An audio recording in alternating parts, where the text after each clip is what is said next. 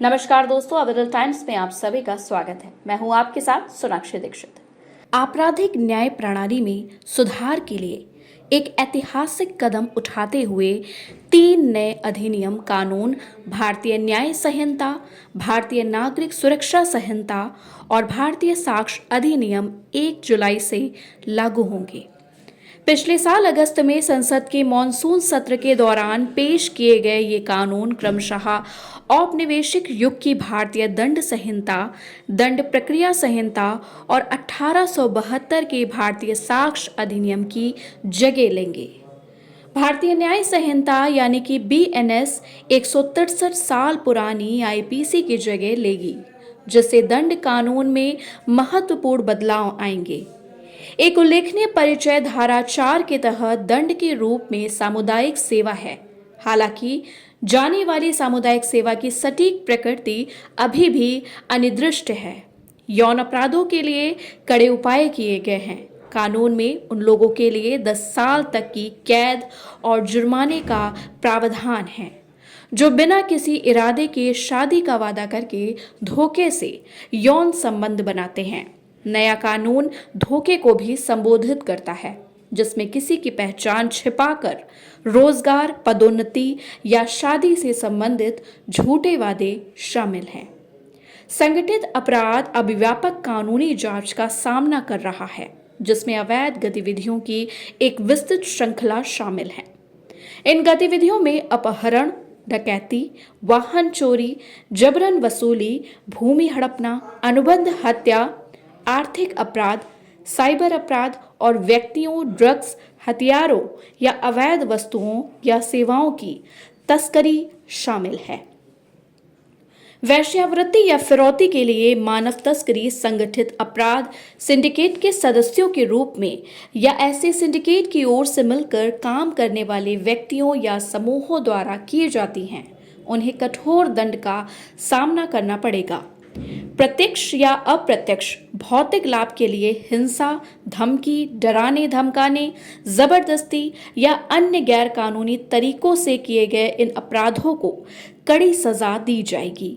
राष्ट्रीय सुरक्षा को खतरे में डालने वाले कृत्यों के लिए BNS ने आतंकवादी कृत्य को ऐसी किसी भी गतिविधि के रूप में परिभाषित किया है जो लोगों में आतंक फैलाने के इरादे से भारत की एकता, अखंडता, संप्रभुता या आर्थिक सुरक्षा को खतरे में डालती है।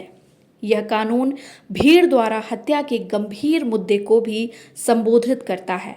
इसमें कहा गया है, जब 5 या उससे अधिक व्यक्तियों का समूह मिलकर नस्ल, जाति या समुदाय, लिंग, जन्म स्थान, भाषा, व्यक्तिगत विश्वास या किसी अन्य समान आधार पर हत्या करता है, तो ऐसे समूह के प्रत्येक सदस्य को मृत्युदंड या आजीवन कारावास की सजा दी जाएगी और जुर्माना भी देना होगा। 1973 की दंड प्रक्रिया संहिता यानी कि CRPC की जगह भारतीय नागरिक सुरक्षा संहिता यानी कि BNSS प्रक्रियात्मक कानून में महत्वपूर्ण बदलाव पेश करती है। एक महत्वपूर्ण प्रावधान विचाराधीन कैदियों के लिए है जो पहली बार अपराध करने वालों को आजीवन कारावास या कई आरोपों वाले मामलों को छोड़कर अपनी अधिकतम सजा का 1/3 पूरा करने के बाद जमानत पाने की अनुमति देता है, जिससे विचाराधीन कैदियों के लिए अनिवार्य जमानत के लिए अर्हता प्राप्त करना कठिन हो जाता है। कम से कम 7 साल की सजा वाले अपराधों के लिए अब फॉरेंसिक जांच अनिवार्य है, जिससे यह सुनिश्चित होगा कि फॉरेंसिक विशेषज्ञ अपराध स्थलों पर साक्ष्य एकत्र करें और रिकॉर्ड करें। यदि किसी राज्य में फॉरेंसिक सुविधा नहीं है, तो उसे दूसरे राज्य में सुविधा का उपयोग करना होगा। नया कानून भारत में आपराधिक न्याय प्रक्रिया को सुव्यवस्थित और तेज करने के उद्देश्य से महत्वपूर्ण संशोधन पेश करता है, जिसमें विभिन्न कानूनी प्रक्रियाओं के लिए विशिष्ट समय सीमा निर्धारित करता है।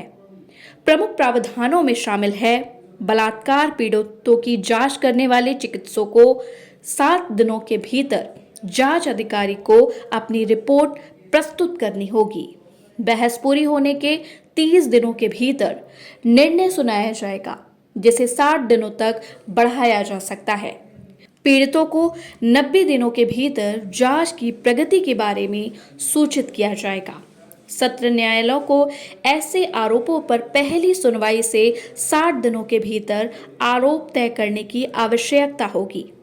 साक्ष्य अधिनियम की जगह भारतीय साक्ष्य अधिनियम यानी कि BSA महत्वपूर्ण अपडेट पेश करता है। खासकर इलेक्ट्रॉनिक साक्ष्य के संबंध में नया कानून विधेयक इलेक्ट्रॉनिक साक्ष्य पर नियमों को सुव्यवस्थित करता है और द्वितीयक साक्ष्य के दायरे का विस्तार करता है। इसमें इलेक्ट्रॉनिक रिकॉर्ड के लिए विस्तृत प्रकटीकरण प्रारूपों की आवश्यकता होती है, जो केवल हलफनामों से आगे बढ़ते हैं। कानून में कहा गया है कि यह कानून में एक नई अनुसूची जोड़ता है, जो प्रमाण पत्र के विस्तृत प्रकटीकरण प्रारूप को निर्धारित करता है, जो पहले इलेक्ट्रॉनिक रिकॉर्ड की सामग्री की वास्तविकता के बारे में केवल हलफनामे और स्वघोषणा द्वारा शासित होता था। द्वितीयक साक्ष्य की परिभाषा का विस्तार किया गया है और विधेयक लिखित स्वीकारोक्ति को द्वितीयक साक्ष्य के रूप में शामिल करके साक्ष्य अधिनियम की एक खामी को दूर करता है। धन्यवाद।